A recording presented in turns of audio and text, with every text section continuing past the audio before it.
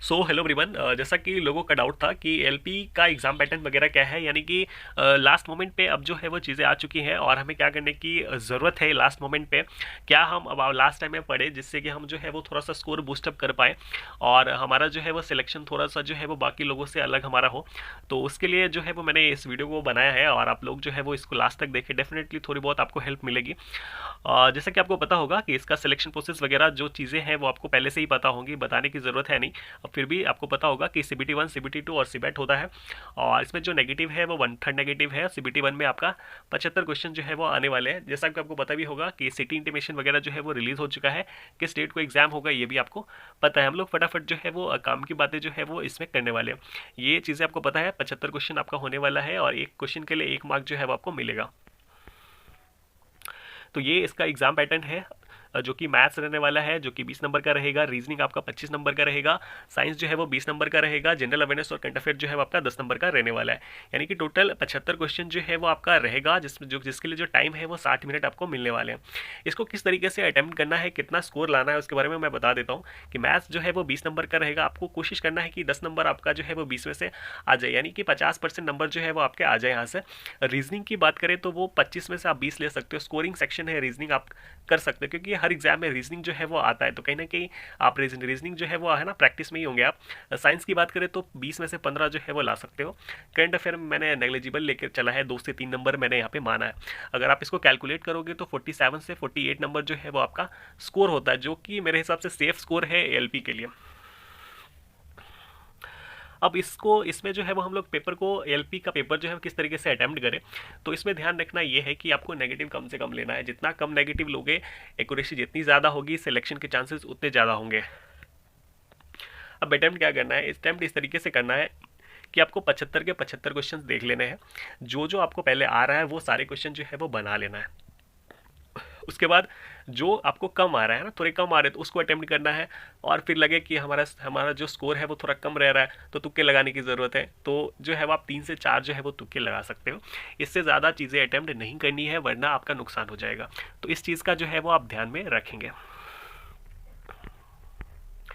उसके बाद हम लोग बात करते हैं सिलेबस की। जैसा कि मैथ्स का सिलेबस है, इतनी चीज़ें जो है वो आपने देख रखी होगी पहले से, क्या क्या सिलेबस है। अब इसमें इंपॉर्टेंट क्या चीज़ें हैं वो मैं फटाफट बता देता हूँ। कि इंपॉर्टेंट इसमें ये है कि रेशियो प्रोपोर्शनल पहले पढ़ना है, टाइम वर्क पढ़ना है, CIPI पढ़ना है, अलजेब्रा पढ़ना है, एलिमेंट्री स्टैटिक्स पढ़ना है, एज कैलकुलेशन जो है वो आपको पढ़ना होगा। उसके बाद आपको पाइप एंड क्रिस्टन जो है वो पढ़ना होगा। आप एलपी का किसी भी शिफ्ट का पेपर उठा के देखोगे, पाइप के क्वेश्चन आपको डेफिनेटली मिलेंगे। तो पाइप के क्वेश्चन जो है वो आप छोड़ नहीं सकते, तो आपको डेफिनेटली इसको जो है वो पढ़ने की ज़रूरत है। तो मैंने यहाँ पे जो भी है ना ब्लैक कलर से जो टिक आउट करा है, वो चीज़ें जो है वो आपको पहले पढ़ने की ज़रूरत है, ठीक है। तो आप मैथ्स में देख लो, जो मैंने टिक आउट किया हुआ है, आपको ये टॉपिक्स जो है वो पहले पढ़ने की ज़रूरत है। उसके बाद जो है वो हम लोग रीजनिंग की बात करते हैं। तो रीजनिंग में जो है वो आपको मैथमेटिकल ऑपरेशन, ये जो है वो बहुत इंपॉर्टेंट है। इसको डेफिनेटली एक बार अच्छे से पढ़ लेना। सिलॉक्स बहुत इंपॉर्टेंट है, हर सेट में जो है वो सिलॉक्स का क्वेश्चन देखने को मिला है। उसके अलावा डेटा इंटरप्रेशन जो है वो ये भी बहुत इंपॉर्टेंट है, और डायरेक्शन के सवाल जो है वो बहुत इंपॉर्टेंट है। उसके अलावा आप है ना आर्गुमेंट एंड अजम्पशन भी देख सकते हो। तो ये 3-4 जो है वो मैंने जो है वो बताया है, इसको रीजनिंग में डेफिनेटली करके जाओगे तो आपको बहुत अच्छा जो है वो आप जब एग्जाम दोगे तो आपको फील आएगा। उसके बाद बात करते हैं साइंस में। साइंस की बात करें तो फिजिक्स, केमिस्ट्री, उसके बाद बायोलॉजी, साथ में इन्वायरमेंट का जो सेक्शन है, ये जो है वो साइंस का सेक्शन है। अब इसमें जो 2 चीज़ें ज़्यादा करने की ज़रूरत है वो है बायोलॉजी, वो आपका फिजिक्स और केमिस्ट्री है। फिजिक्स में जो है वो फोर्स का जो चैप्टर है, फोर्स और ग्रेविटी का जो चैप्टर है, इसको बहुत अच्छे से कर लो। ये आपका एलपी में भी काम देगा, टेक्नीशियन में भी काम देगा, उसके अलावा आरआरबी जे में भी काम देगा। तो हर जगह जो है ये आपको काम देने वाला है। तो फोर्स और ग्रेविटी का जो है वो चैप्टर जो है वो इसको बहुत अच्छे से पढ़ना है, इसके न्यूमेरिकल सॉल्व करने हैं। केमिस्ट्री में एसिड, बेस और साल्ट का जो चैप्टर है, इससे बहुत ज़्यादा सवाल देखने को मिलते हैं। लगभग सेट में जो है वो आपको एक आध सवाल देखने को मिल ही जाता है। तो एसिड, बेस और साल्ट के का जो चैप्टर है, उसको बहुत अच्छे से पढ़ने की ज़रूरत है। उसके जो भी फार्मूलाज हैं, कई कई बार पूछ लेते हैं कि इन चीज़ों में कौन सा एसिड पाया जाता है, नहीं पाया जाता है, तो वो चीज़ें जो है वो आपको ध्यान में रखने की ज़रूरत है। इसके अलावा जो है वो केमिस्ट्री में एक चैप्टर आता है ना, पॉलीमर करके आता है, तो वो चैप्टर भी जो है वो पढ़ना है आपको। तो साइंस में इतनी चीज़ें करने की ज़रूरत है। इसके अलावा आपका जो है वो जनरल अवेयरनेस है। तो जनरल अवेयरनेस में दो चीज़ें करने की ज़रूरत है। एक जो चीज़ें हैं वो आपको पॉलिटी करने की ज़रूरत है, दूसरा स्टैटिक जीके जितना कर सकते हो उतना चीज़ें करो। तो ये दो चीज़ें करो, बाकी ज़्यादा आपको दिमाग लगाने की ज़रूरत है नहीं। उसके अलावा थोड़ी जो चीज़ें हैं वो रेलवे अपडेट्स के बारे में। रेलवे अपडेट्स के बारे का मतलब है कि जो रेलवे में क्या चीज़ें थोड़ी चल रही है तो उसके बारे में पता होना चाहिए। जैसे कि पहली ट्रेन कब चली थी, ब्रॉड गेज नैरो गेज कब क्या होता है। तो रेलवे से रिलेटेड थोड़ी बहुत इन्फॉर्मेशन जो है वो आपको पढ़ने की ज़रूरत है। ये आपको जो है वो डेफिनेटली काम में आएगा।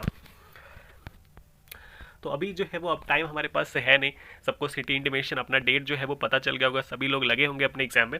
तो लास्ट मोमेंट पे आपको क्या करने की ज़रूरत है, वो करने की ज़रूरत है आपको पीवाईक्यू लगाना है। हालांकि मैंने जो एनालिसिस बताई है वो पीवाईक्यू बेस्ड ही है, बट फिर भी जो है वो आपको क्या करना है, पीवाईक्यू लगाना है, उसका एनालिसिस करना है। और एनालिसिस करने के बाद आपको पता चलेगा कि आप इस सेक्शन में थोड़े वीक हो, तो उस वीक वाला जो सेक्शन है उसको आपको स्ट्रॉन्ग करना होगा। तो बस यही करना है आपको, पीवाईक्यू लगाना है, एनालिसिस करना है, अपने वीक सेक्शन को क्या करना है, रिवाइज करना है और रिवीजन करना है। अपने जो भी नोट्स वगैरह बनाए होंगे आप जो है वो आज से जो है वो उसको रिवीजन करना स्टार्ट कर दें और सेट लगाइए, रिवीजन करिए, एनालिसिस करिए। तो ये चीज़ें करने की ज़रूरत है।